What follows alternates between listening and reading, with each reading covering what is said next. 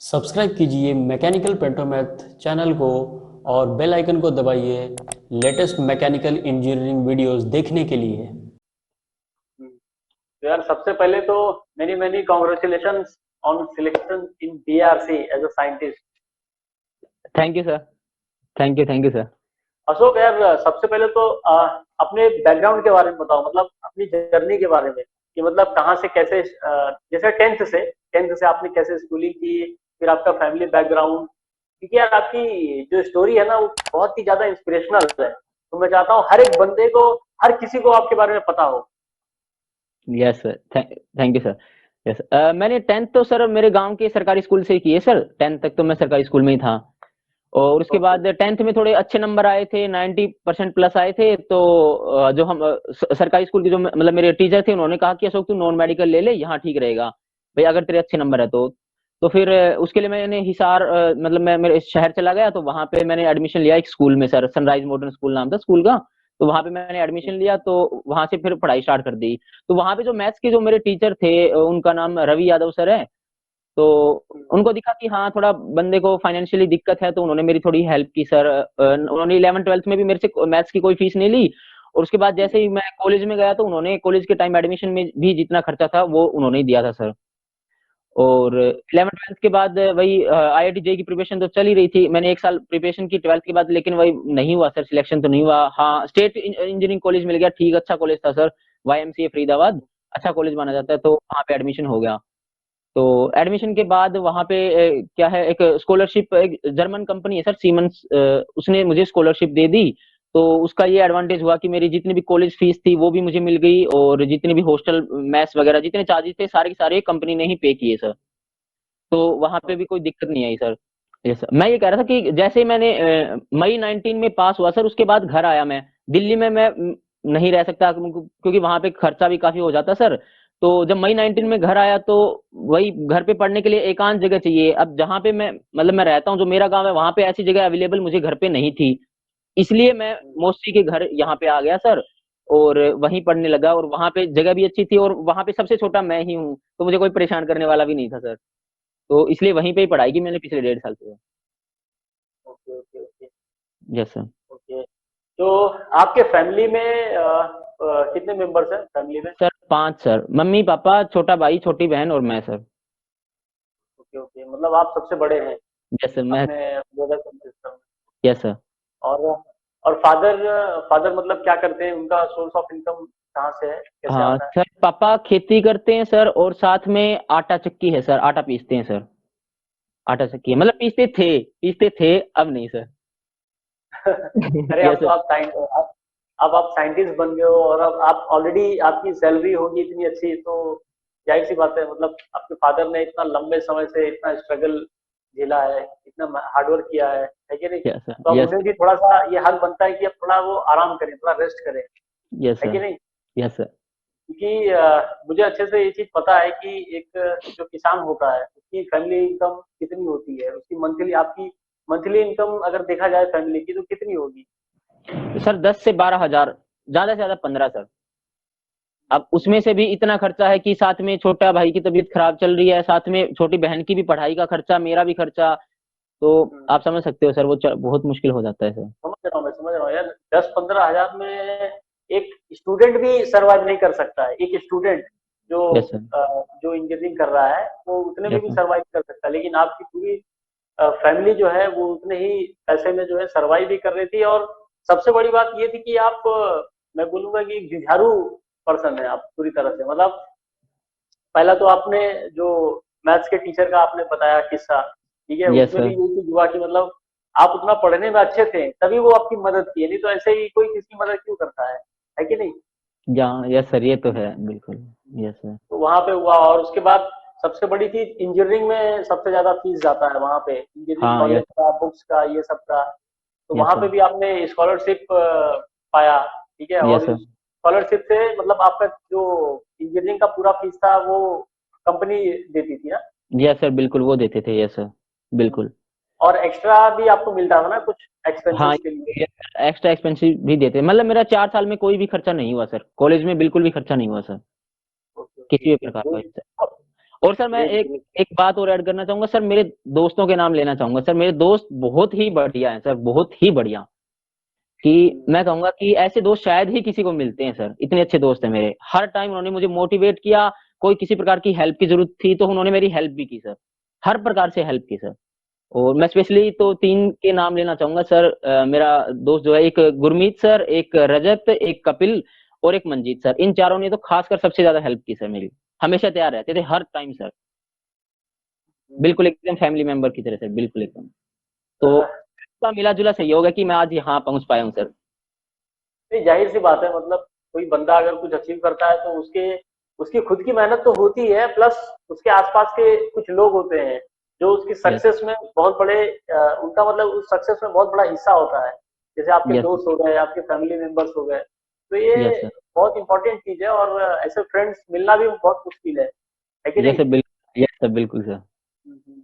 बिल्कुल अब सर, आप यस कहीं भी रहोगे, कल को आपकी पोस्टिंग बीआरसी में होगी या हैदराबाद में होगी, कहीं भी होगी, लेकिन आप यस अपने सर, फ्रेंड्स के कांटेक्ट में तो हमेशा रहोगे, बिल्कुल सर, है कि नहीं? बिल्कुल सर, यस सर, बिल्कुल सर, यस बहुत ही ज्यादा इंस्पिरेशनल स्टोरी है आपकी।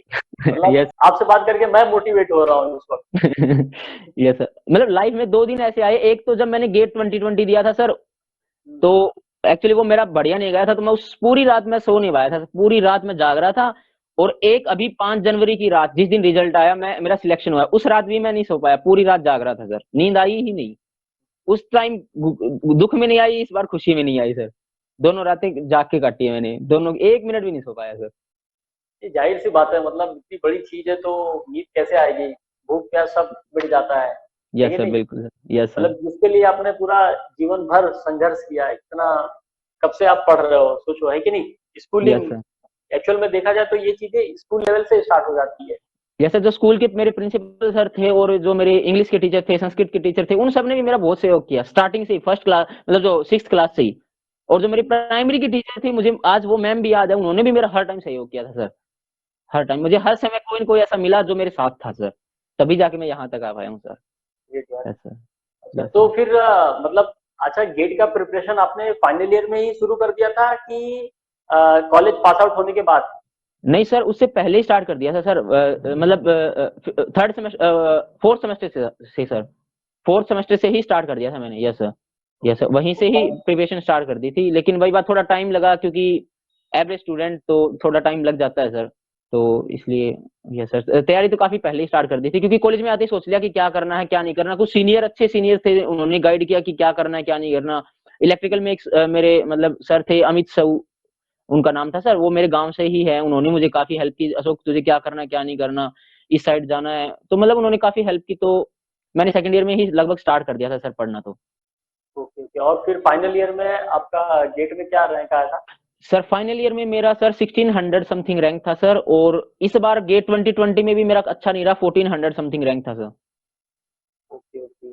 यस सर, गेट अच्छा नहीं गया इस बार। तैयारी अच्छी थी फिर भी अच्छा नहीं हुआ, क्योंकि मेरा मैंने 5 जनवरी को ईएस हुआ था सर, 5 जनवरी को ईएस दिया, अच्छे मार्क्स आ रहे थे।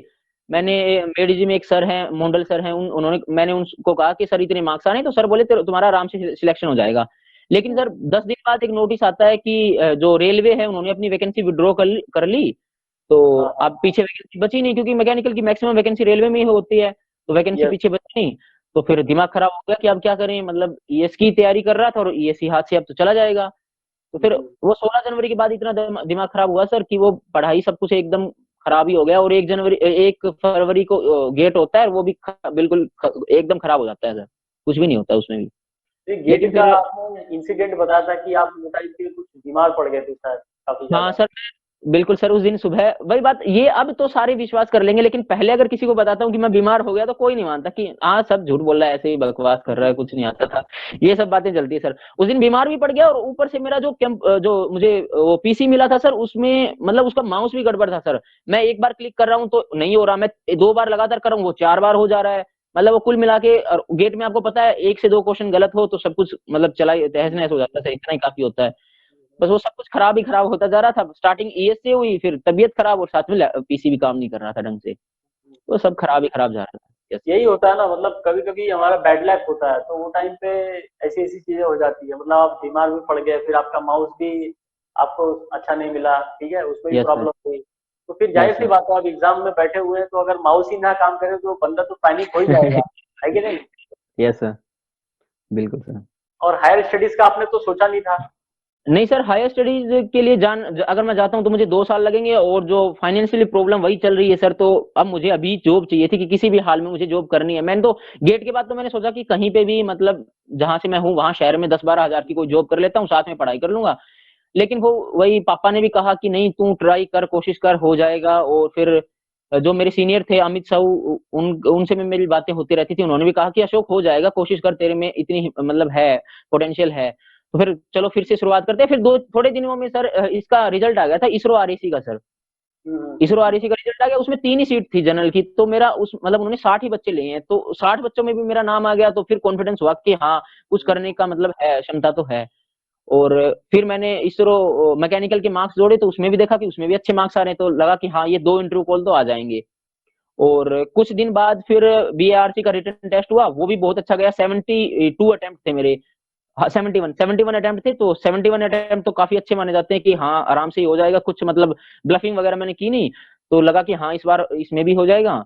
और फिर लॉकडाउन लग गया, और मतलब लॉकडाउन से दुनिया भर को सबको नुकसान हुआ है, लेकिन मुझे एक फायदा जरूर हुआ है लॉकडाउन का, कि मुझे बहुत अच्छा टाइम मिल गया पढ़ने के लिए सर। और लॉकडाउन में मैंने एनपीटीईएल की जितने भी लेक्चर्स है, सारे लेक्चर देख दिए सर। और मतलब हीट ट्रांसफर और फ्लूइड मैकेनिक्स की सेंजल पढ़ डाली पूरी की पूरी। स्ट्रेंथ ऑफ मटेरियल की टीमोशेंको एंड जेरे है, वो सारी पढ़ डाली। कुछ भी नहीं छोड़ा कि हाँ, अब तो कुछ छोड़ना ही नहीं है। और फिर हाँ, लॉकडाउन के बाद जितने भी रिटर्न टेस्ट हो रहे हैं या फिर कुछ भी हो रहा है, वो सब बढ़िया ही जा रहा है सर। सबके सब बढ़िया जा रहा है सर। तो यही होता है ना, मतलब कभी कभी हमारा लक भी साथ में नहीं होता है, लेकिन एक ऐसा टाइम आता है कि फिर उसके बाद समझ लो सब अच्छा ही लक होता है कि नहीं? यस सर, यस क्योंकि सर, जैसे ही मतलब गेट का आपका अच्छा नहीं गया, लेकिन उसके बाद फिर आरएलसी निकल निकल गया, फिर यस सर, इसरो का मैकेनिकल हो गया, देन यस सर। बीआरसी का भी आपका आ गया, और उसके बाद और भी बहुत सारी एग्जाम्स आपने निकाली है ना, कौन कौन सी एग्जाम? आरसीएफएल का हुआ था 1 नवंबर को, वो भी मेरा हो गया। उसमें अभी 1 जनवरी को रिजल्ट आया, उसमें भी मेरा नाम आ गया सर लिस्ट में, रिटर्न में। और उसके बाद एनएलसी हुआ था, एनएलसी में भी अच्छे मार्क्स आ रहे हैं सर, उसमें भी हो जाएगा। अभी एनएलसी का रिजल्ट नहीं आया सर। और उसके बाद यूपीपीएससी दिया, उसमें तो बहुत ही अच्छे मार्क्स आ रहे हैं सर, 570 समथिंग आ रहे हैं। तो मतलब जितना एस्टिमेशन जा रहा है, तो मेरा अगर मान लो इंटरव्यू में मतलब 100 में से अगर 20-25 नंबर भी आ जाते हैं, तो भी मेरा फाइनल में सिलेक्शन हो जाएगा सर, यूपीपीएससी में भी। और उसके अलावा वाईजैक स्टील दिया, वो भी बहुत अच्छा गया। तो मतलब अब सब क्लियर ही हो रहा है, सभी क्लियर हो, सब कुछ क्लियर हो रहा है सर अब तो। ये एग्जाम भी क्लियर है और आपका पहले ही शॉट में इंटरव्यू क्रैक हो गया है कि नहीं, हाँ जो सर, फर्स्ट बिल्कुल, इंटरव्यू है। तो बिल्कुल सर। अब और मुझे जहां तक लगता है कि आप कोई भी इंटरव्यू अटेंड करो उसमें आपका हो ही जाएगा सिलेक्शन, हाँ, अब भरोसा है हो कि गया नहीं? कि हाँ, बीएआरसी हो गया तो, क्योंकि सर टफेस्ट इंटरव्यू बीएआरसी है सर। अब ये हो गया तो शायद अब कोई इंटरव्यू नहीं बचने वाला, अब सब कुछ क्लियर हो जाएगा सर। ग्रेट यार, ग्रेट। तो अच्छा, ये मुझे बताना, मतलब जैसे सेल्फ स्टडी आपने किया है, ठीक है, ज्यादातर लोग तो कोचिंग ज्वाइन करते हैं, यस तो सर। आपके पास फाइनेंशियल प्रॉब्लम की वजह से आप जो है कोचिंग ज्वाइन नहीं कर सके, तो नहीं सेल्फ स्टडी आपने किस तरीके, हाँ बोलो, बोल रहे हैं आप? यस सर, मैं कोचिंग के लिए गया था सर। कोचिंग के लिए मैं अच्छा। गया था सर। हाँ, नहीं, मैंने कोचिंग के लिए गया था क्योंकि मेरे कुछ दोस्त हैं, उन्होंने हेल्प कर दी थी। मतलब कुल मिला के थोड़े पापा मतलब कुछ मदद घर से, कुछ दोस्तों से होके। क्योंकि वही बात, अगर मतलब एवरेज स्टूडेंट है तो बहुत टाइम लगेगा अगर मैं सेल्फ स्टडी करता हूँ तो सर। तो इसलिए मैंने हाँ, 3rd ईयर में मतलब कोचिंग ली थी सर। ओके नहीं, ओके। मैंने कोचिंग ली है, और दोस्तों ने भी हेल्प कर दी, तो फाइनेंशियली इसमें एडजस्ट हो गया था किसी न किसी तरीके से। तो नहीं, मैंने कोचिंग की है। बिल्कुल सर। तो आपने मतलब किस तरीके से अपना प्रिपरेशन किया था, क्योंकि आपकी लगभग सभी एग्जाम निकल जा रही है, ठीक है, मतलब यस देखा सर, अगर वो ईएलसी के अंदर रेलवे का जो वैकेंसी है, अगर उसको विथड्रॉ नहीं किया जाता तो यस सर, डेफिनेटली मुझे लगता है कि आपका उसमें सिलेक्शन हो जाता आराम से। यस सर, बिल्कुल सर। हम्म। तो हाँ, क्या मतलब उसकी किस तरीके से आपने तैयारी की कि मतलब सभी एग्जाम आपकी निकल गई? यस सर, मेरे हिसाब से अगर मतलब अगर आप कोई सेल्फ स्टडी भी कर रहा है या कोचिंग से भी अगर पढ़ रहा है, तो सबसे पहले स्टार्टिंग तो क्लास नोट से होती है। कि सबसे पहले शुरुआत क्लास नोट से करो। अगर आप शुरू में ही बुक उठा लेते हो तो सर दिक्कत बहुत आती है, क्योंकि बुक में बहुत ज्यादा होता है और इतना कवर नहीं हो पाता, और ऐसे लगने लगता है कि कितना टाइम हो गया, 1 महीने से बुक पढ़ रहा हूँ और एक भी सब्जेक्ट कवर नहीं हो रहा है। मतलब 4-5 चैप्टर बड़ी मुश्किल से कवर हुए हैं। तो इसलिए शुरुआत करो, जो मतलब जो जितने भी कोचिंग में नोट्स अवेलेबल है, वो अगर आप कोचिंग ले रहे हो तो अच्छी बात है, अगर नहीं ले रहे हो तो भी कोई दिक्कत वाली बात नहीं। जितने भी नोट्स है मतलब अवेलेबल होते हैं मार्केट में, आप खरीद लो और नोट्स पढ़ना स्टार्ट करो। शुरुआत नोट्स से करो, क्योंकि नोट्स में मतलब सही है, टू द पॉइंट लिखा होता है, और ज्यादा होते भी नहीं है सर नोट्स। मतलब थोड़े पेज में ही काम चल जाता है। तो शुरुआत नोट्स से करो, और जैसे ही नोट्स कंप्लीट हो जाए तो कोई भी टेस्ट सीरीज ले लो, किसी भी कोचिंग इंस्टीट्यूट की जो अच्छा है, रेप्यूटेड कोचिंग इंस्टीट्यूट है उसकी टेस्ट सीरीज ले लेते हैं सर, और उसके बाद टेस्ट दो, तो फिर देखते रहो कि टेस्ट सीरीज में क्या हो रहा है। मतलब अच्छे मार्क्स तो शायद ना भी आए, मेरे साथ भी ऐसा होता था कि अच्छे मार्क्स नहीं आते थे, तो ऐसे होता था कि पता नहीं क्या हो रहा है। लेकिन वही बात ना कि कुछ ये टेस्ट देते हुए कुछ बच्चे मतलब कर देते हैं, कुछ गड़बड़ कर देते हैं, तो उनका मतलब कईयों का मैंने ये भी देखा कि 3 घंटे का पेपर वो 8 मिनट में सबमिट कर रहे हैं और मार्क्स उनके 100 में से 90 प्लस आ रहे हैं, कुछ ऐसे भी कर देते हैं। तो उसको देख के शुरू में ऐसा लगता है कि अरे यार ये क्या हो रहा है, फिर बाद में समझ आने लगता है कि ये सब ऐसे फेक मतलब बंदे हैं, उनके चक्करों में मतलब मत पड़ो। तो टेस्ट सीरीज के बाद फिर आप क्या करो, अगर टाइम मिल रहा है तो, टाइम मिल रहा है तो गेट ईएस की मैं बात कर रहा हूँ, टाइम मिला है तो आप बुक्स भी पढ़ लो अगर टाइम आपके पास है। प्रीवियस ईयर आपको हर हाल में करने ही पड़ेंगे, प्रीवियस ईयर के बिना कुछ नहीं हो पाएगा। सबसे पहले नोट्स, उसके बाद प्रीवियस ईयर, उसके बाद टेस्ट सीरीज, ये 3 चीज तो बेसिक है, इनमें से एक भी छोड़ा तो कुछ नहीं हो सकता। मैं एवरेज स्टूडेंट की बात कर रहा हूँ, मैं मतलब जो बहुत ज्यादा इंटेलिजेंट है उनको मुझे नहीं पता वो क्या करते हैं, लेकिन मैं एक एवरेज स्टूडेंट की बात कर रहा हूँ कि शुरुआत आपको नोट्स से करनी है, उसके बाद प्रीवियस ईयर, उसके बाद टेस्ट सीरीज।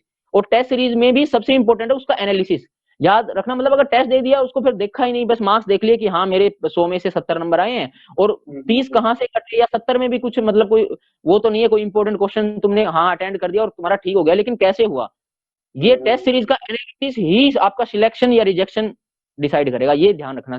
टेस्ट सीरीज का एनालिसिस बहुत जरूरी है। और उन सब के बाद अगर इतने में हो जाता है, मतलब हो जाएगा, रिटर्न क्लियर हो जाएगा आपका, कोई भी रिटर्न हो। जहां तक पीएसयू की बात है, तो पीएसयू के लिए अब मैं बता रहा हूँ, लॉकडाउन लगा तो लॉकडाउन में अब मुझे पता था कि पीएसयू के बहुत सारे पीएसयू के मैंने फॉर्म भर रखे थे कि आने वाले इनके रिटर्न टेस्ट, तो उनके लिए मैंने जो ये बुक होती है, जैसे एक स्पेशली आर के जैन और एक बुक और है सर, वो ऑब्जेक्टिव मतलब उसमें ऑब्जेक्टिव क्वेश्चन होते हैं, तो मैंने वो सारी कर डाली। स्पेशली जो आपका प्रोडक्शन है, इंडस्ट्रियल है, थ्योरी ऑफ मशीन है और मशीन डिजाइन, ये 4 सब्जेक्ट तो आपको उस बुक से कंफर्म करने ही करने हैं, क्योंकि उस बुक से डायरेक्ट क्वेश्चन उठाए जाते हैं अपनी जो ये पीएसयू होती है, जैसे एनएलसी हुआ, आरसीएफएल हुआ, वाईजेक स्टील हुआ, इन सब में डायरेक्ट क्वेश्चन उठाए जाते हैं, तो आपको वो हर हाल में करने हैं। लेकिन ये सब कब करने हैं, जब आपके नोट्स और टेस्ट सीरीज और प्रीवियस ईयर गेट ये के कंप्लीट हो चुके हैं, उसके बाद करना है। तो यस सर। और उसके बाद रही बात बीआरसी की, तो बीआरसी के लिए तो आपको हर हाल में बुक उठानी ही पड़ेगी, बिना बुक के बीआरसी का इंटरव्यू किसी भी हाल में कंप्लीट नहीं कर सकते आप। और उसके लिए भी आपको मैं प्रीफर करूंगा कि आप फॉरेन ऑथर के लिए जाइए, क्योंकि हाँ हमारी इंडियन ऑथर की बुक इतनी नहीं है, मैंने पढ़ के देखा है, इतनी मतलब नहीं है, इतनी अच्छी नहीं है, उसमें वो बात नहीं है जो फॉरेन ऑथर वाली में है। और स्पेशली हीट ट्रांसफर और अपने जो 3 सब्जेक्ट है, हीट ट्रांसफर, फ्लूइड मैकेनिक्स और स्ट्रेंथ ऑफ मटेरियल, इन तीनों के लिए तो मतलब हीट ट्रांसफर और फ्लूइड मैकेनिक्स के लिए तो सेंजल दोनों के लिए, और अपने सोम के लिए टीमोशेंको एंड जेरे, ये बढ़िया रहेगी। और अगर आपके पास इसके लिए भी बिल्कुल, मैंने एक्चुअली मेरा फेवरेट सब्जेक्ट इंटरव्यू में आरईसी था, इसलिए थर्मो मैंने हटा दिया था सर, क्योंकि मुझे पीवी डायग्राम से थोड़ा लगता है, पीवी डायग्राम में मुझे दिक्कत आती है थोड़ी, तो हाँ इसलिए हाँ उसके लिए भी आप सेंजल ही प्रेफर करो, सेंजल या फिर अपनी ये जो बुक है मैं उसका नाम भूल रहा हूँ, जो सबसे ज्यादा पढ़ते हैं बच्चे जनरली, पीके नाग भी ठीक है, काम चल जाएगा, कोई दिक्कत नहीं है, पीके नाग ठीक बुक है, वो भी चल जाएगी।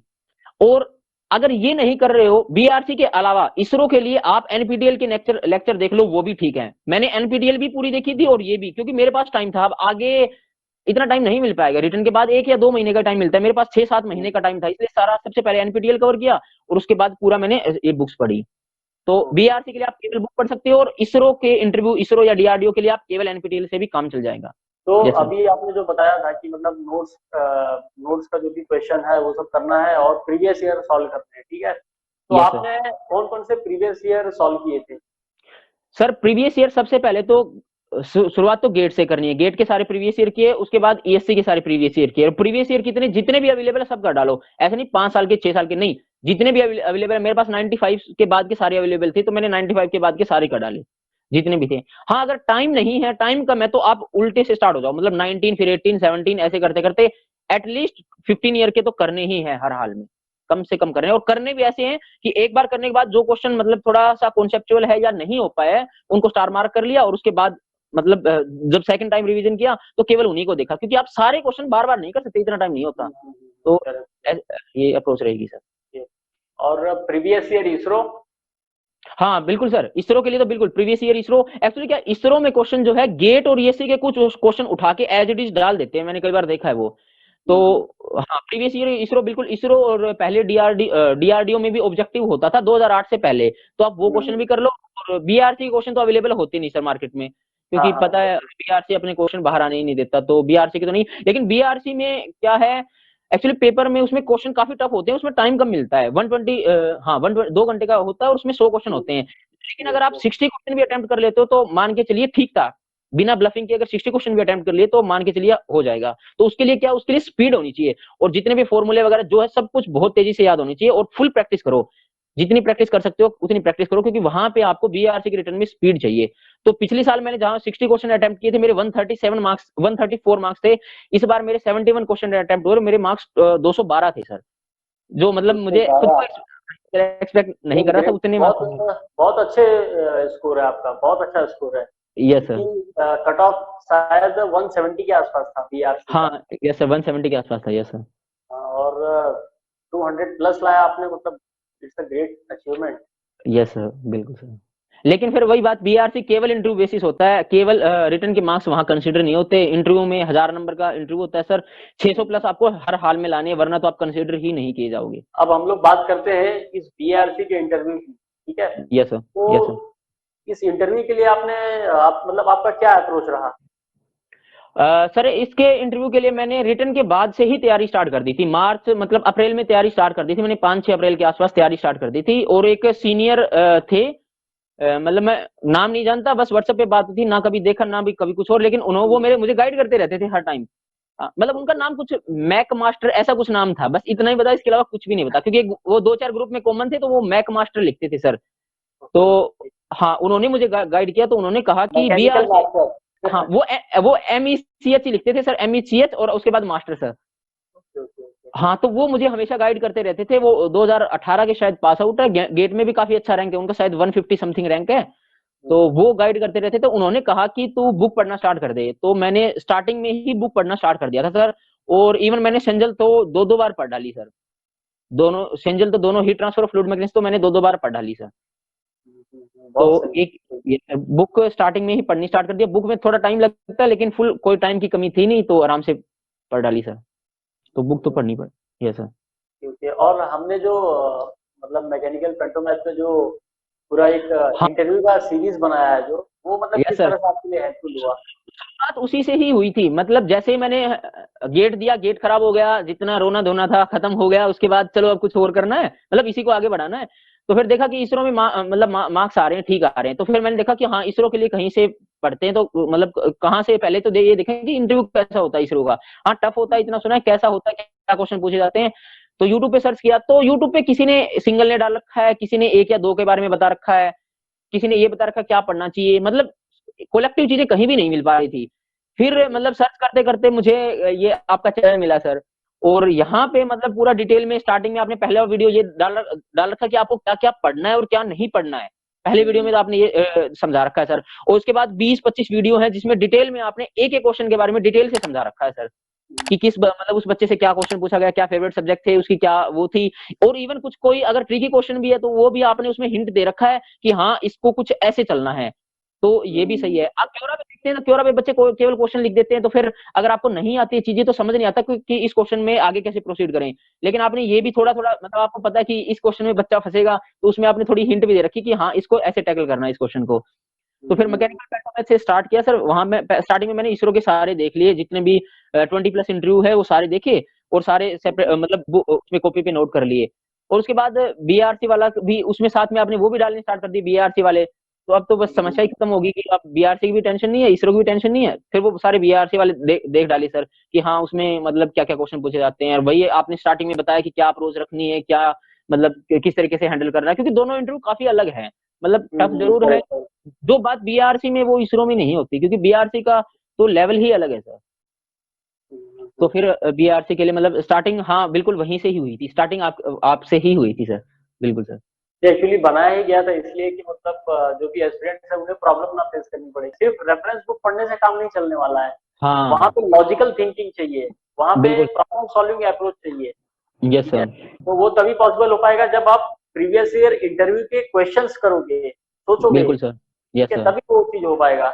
बिल्कुल। तो स्टार्टिंग में जब क्वेश्चन देखे थे सर, तो ऐसा लग रहा था कि कुछ भी नहीं आता, मतलब इसरो वाले में तो फिर भी हो जा रहे थे, बीआरसी वाले में तो हवा ही नहीं लग रहा कि शुरुआत कहाँ से करें, कैसे करें। और दिक्कत ये कि वही बात, तब तक बुक्स भी नहीं पढ़ी थी, तो इसलिए भी दिक्कत आ रही थी। और कुछ वही बात, दोस्त भी मेरे ही लेवल के थे, तो हमसे क्वेश्चन सोल्व नहीं हो पा रहे थे सर। तो फिर जैसे बुक पढ़ना स्टार्ट किया, फिर कुछ कुछ क्वेश्चन हिलने लगे। तो शुरुआत में तो लगा कि बीआरसी तो कभी नहीं हो सकता, क्योंकि इसके तो क्वेश्चन मतलब पूछ ही क्या रहे हैं, मतलब कहाँ से क्या स्टार्टिंग बेसिक से हो रही है, लेकिन उसके बाद वो लेवल इतना जा रहा है कि कुछ समझ ही नहीं आ रहा कि कैसे करें।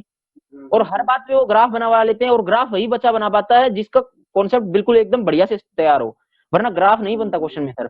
वो हर चीज में ग्राफ बनवा रहे हैं, हर एक क्वेश्चन में ग्राफ बनवा रहे हैं सर। नहीं, तो एक्चुअल में मतलब उनको यही चेक करना है कि आपको सब्जेक्ट पूरा समझ में आया है कि नहीं, और वो यस तभी, सर, और ग्राफ वगैरह तभी पॉसिबल हो पाएगा जब आपने सब्जेक्ट में मास्टरी हासिल कर ली यस है सर, कि नहीं? बिल्कुल सर, यस सर, बिल्कुल। तो आपका इंटरव्यू का डेट क्या था पीआरसी का? सर 29 दिसंबर सर।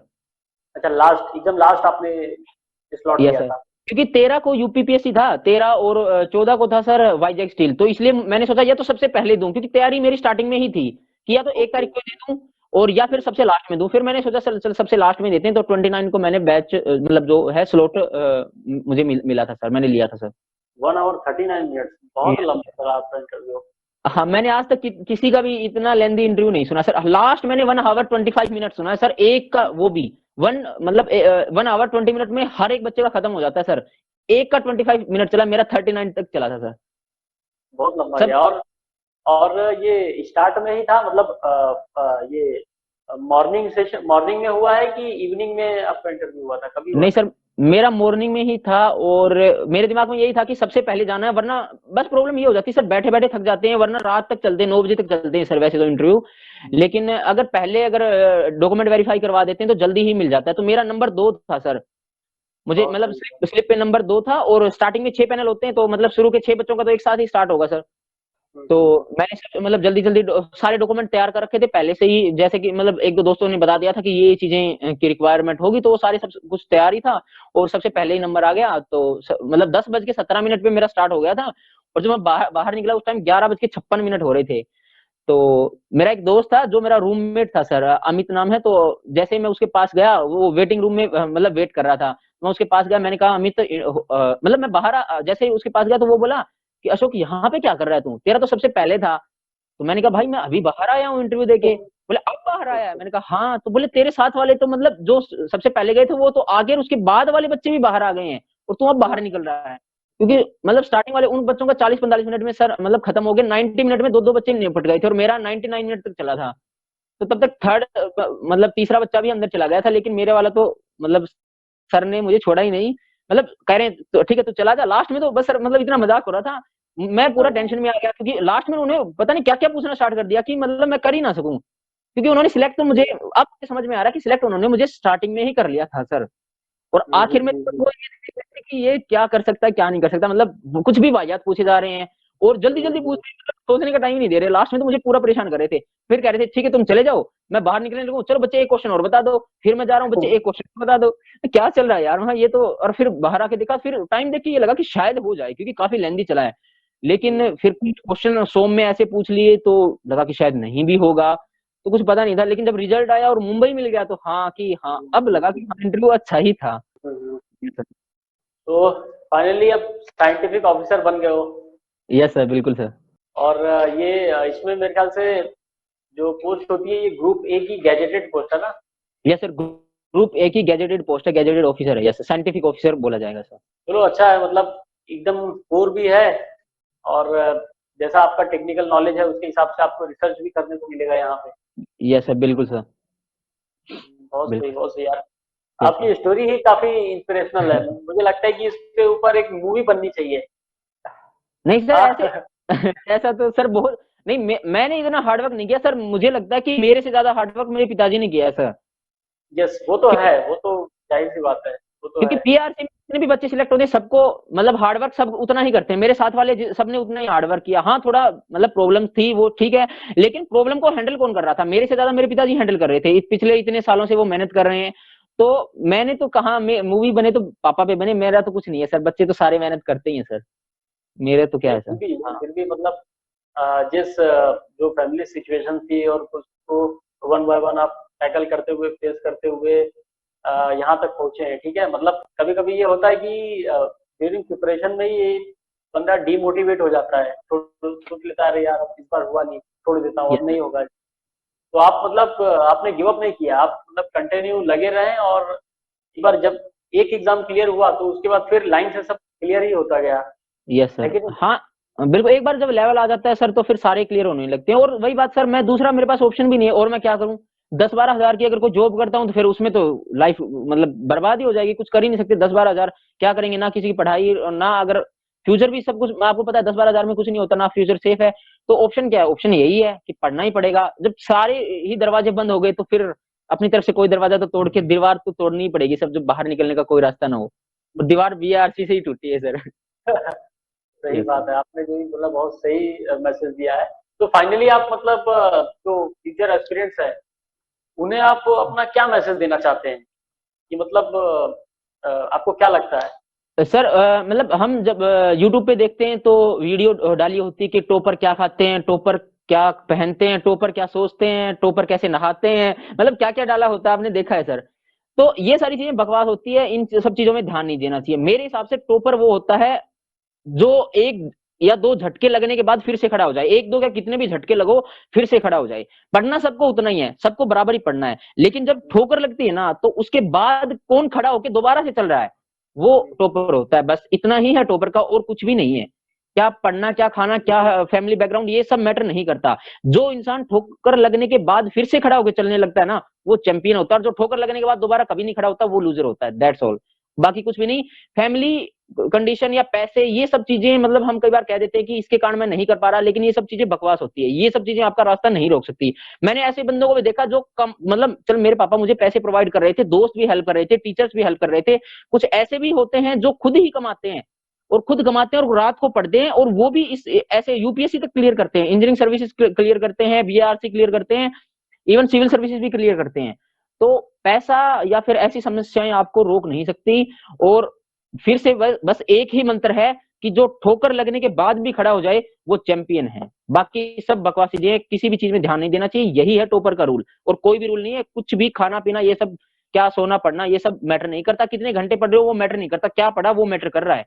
और आपको जब सो रहे हो उस टाइम क्या सेटिस्फेक्शन है कि हाँ आज मैंने जो पढ़ाई की उससे मैं सेटिस्फाई हूँ। अगर सेटिस्फाई हो तो 2 घंटे का भी सफिशियंट है, और सेटिस्फाई नहीं हो तो 12 घंटे पढ़े तो भी कोई मतलब नहीं है उसका। और सोशल मीडिया, इन सब बकवास चीजों से दूर रहना चाहिए। हाँ यूट्यूब की जरूरत है, यूट्यूब के बिना काम नहीं चलता।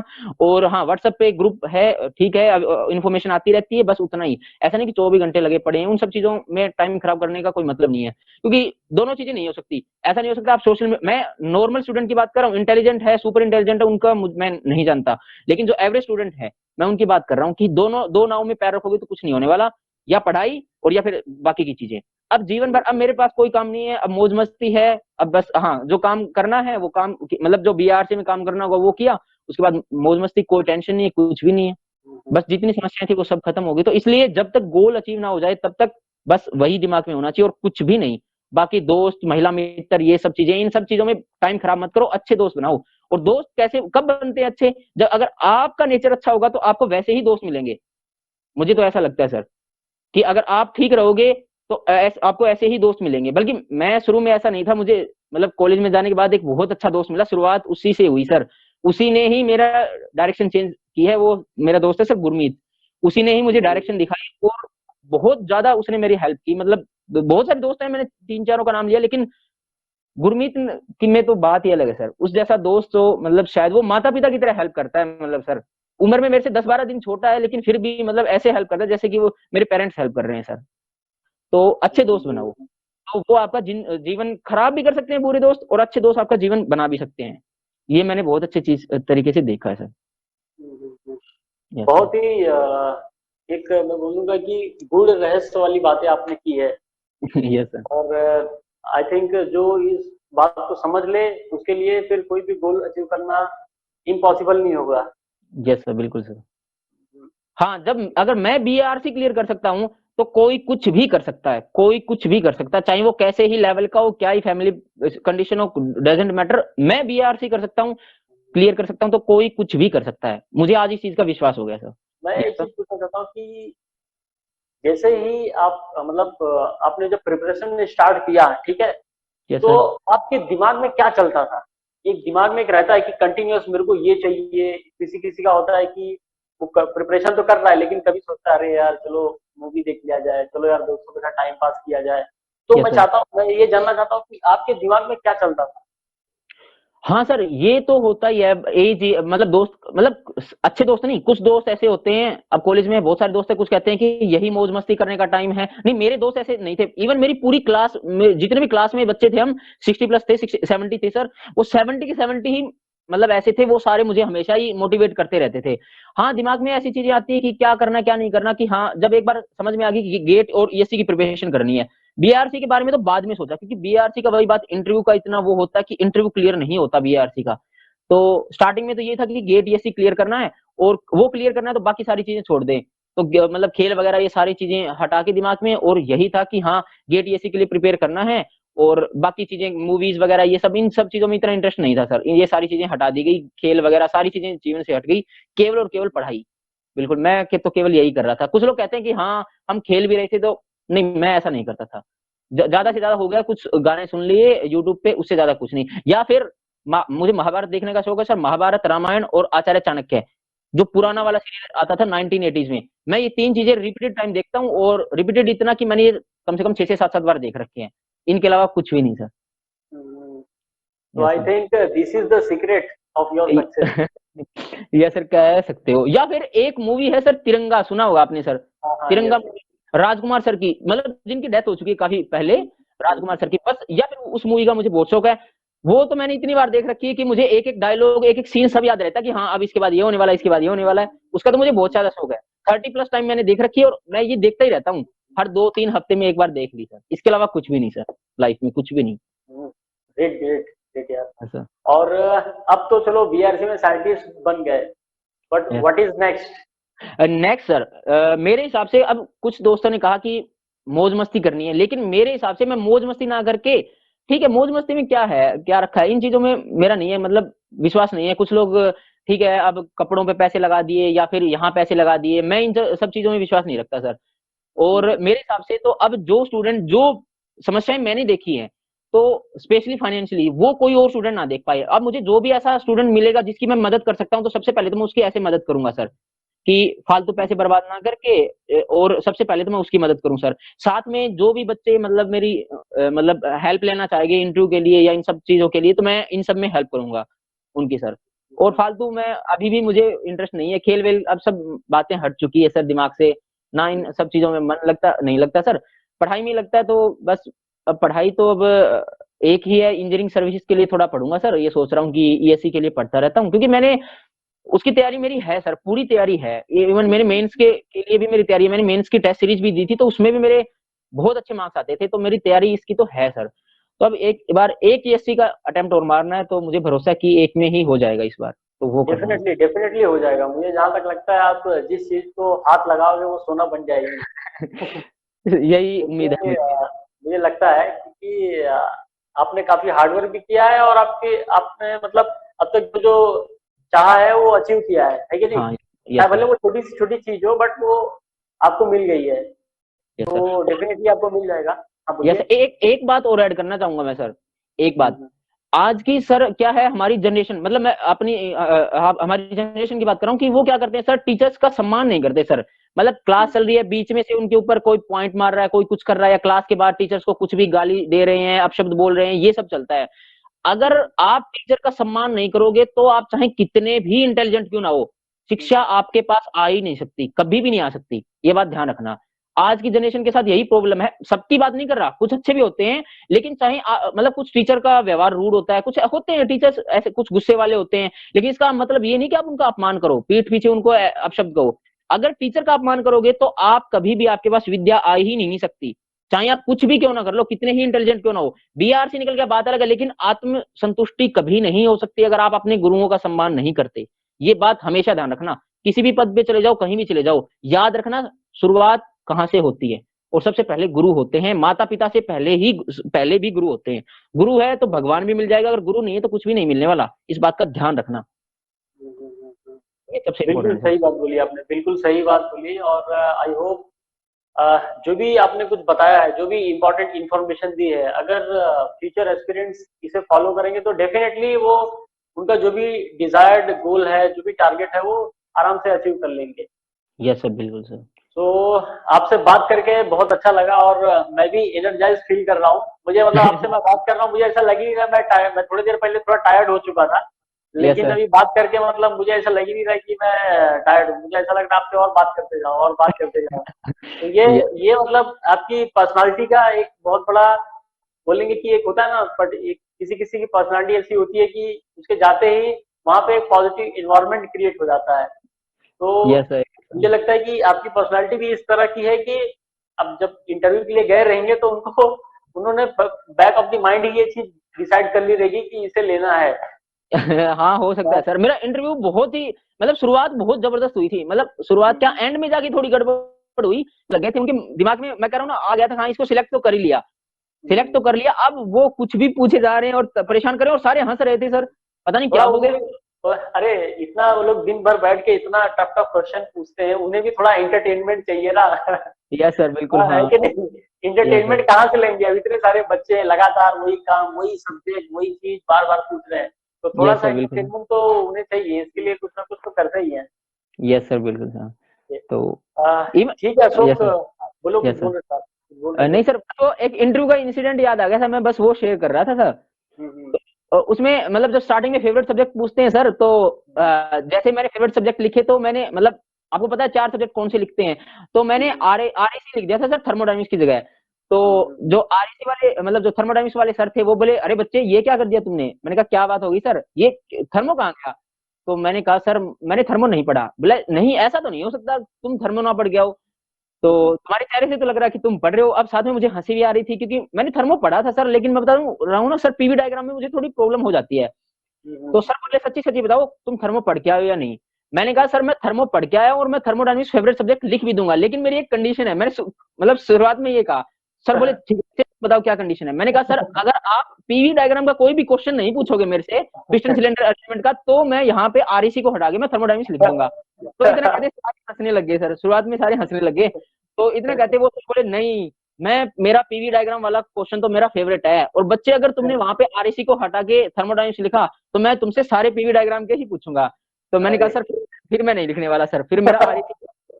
तो ओके ओके, तो हाँ, बहुत तो ही मतलब तुमने मतलब इंटरव्यू के शुरुआत में ही एक अच्छा माहौल क्रिएट कर दिया, है यह कि सर नहीं? शुरुआत, यह सर शुरुआत ही ऐसी हुई थी सर। बिल्कुल सर। Great great. तो यार अशोक, आपसे बात करके बहुत अच्छा लगा, और यस। आई होप जो भी चीजें आपने बताई है उसे यस सर। एस्पिरेंट्स जो है फॉलो करेंगे, और डेफिनेटली अपने जो भी उनका टारगेट है उसे अचीव करेंगे, ठीक है? यस सर, बिल्कुल सर। तो अशोक, अब इस वीडियो को हम यही फिनिश करते हैं, ठीक है? Yes sir. यस तो sir. Best of luck for the yes sir. Future, yes sir. And thank you very much for sharing your experience thank on you sir. Mechanical pantomath, yes sir. ठीक है? Yes तो sir. Bye, take care. मैं आप sir एक बात करनी, मैं आपका भी सर धन्यवाद करना चाहूंगा सर। आपने बहुत बार ऐसी सिचुएशन आई तब आपने भी गाइड किया सर, और शुरुआत से ही आप गाइड करते आ रहे हो, तो मैं आपका भी सर बहुत धन्यवाद करना चाहूंगा सर। आपने भी मेरी बहुत की है sir. It's my pleasure that कि आप मुझे अपने सक्सेस का जो एक हिस्सा समझ रहे हैं। Thank you very much. तो thank you sir. Yes sir. Thank okay sir. Okay sir, you thank you Ashok, sir. Bye, take care. Okay sir, bye sir. Bye.